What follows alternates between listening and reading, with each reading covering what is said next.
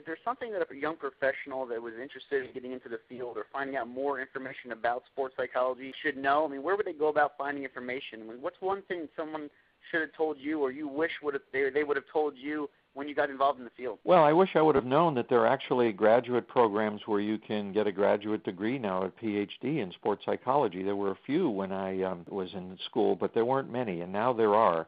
And the best thing they can do is go to the American Psychological Association and look up the Division of Sport and Exercise Psychology, and they will get all the information they need regarding schools, programs, the ethics of sports psychology, the whole 9 yards, and then they'll learn from there a lot of other associations they can join. But the best thing is to get trained at a qualified, very high-level program and then take an internship, with somebody who's really well-known in the field so they can really learn how to do it correctly.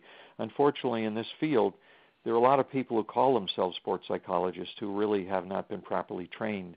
These are people who may be psychologists who like to work with athletes, so they just say, I'm a sports psychologist. They're sports coaching people, or they've come from other fields, and they claim to be sports psychology experts, and they're really not. Well, Doc, I really appreciate the opportunity to talk with you several times now, and obviously enjoying the podcast. I took a whole bunch of notes here, and I look forward to getting this podcast and this interview out to hear some feedback from everybody else. If someone had a question about anything we talked about or wanted to get in touch with you, or if anyone's listening, I would suggest that they call you and just give a Q&A session, man, just a little bit of what do you think about this type of thing. That's how we started. How would they go about finding out more information about you and what you can do for their team? Okay, well, I'll make them a special offer. If any of your people call me, I'll do a free phone consultation with them. How's that?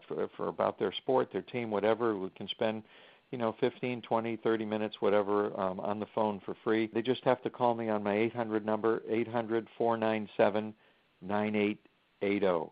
800-497-9880. They can also visit my website, drjacksinger.com, like drjacksinger.com with the doctor abbreviated, or another website is askdrjack.com with the doctor abbreviated, and see all of the things that I do and what people have said about me. But I'll be happy to chat with them about their questions or issues, no problem, and they'll be very happy about that. And with athletes, I work with athletes all over the country by Skype. And if they don't have Skype that capability, then we do it by phone. So they don't have to be out here in California where I'm located. I work with athletes actually around the world by Skype. So it's a technology that has really made all athletes accessible to me now, and it's wonderful.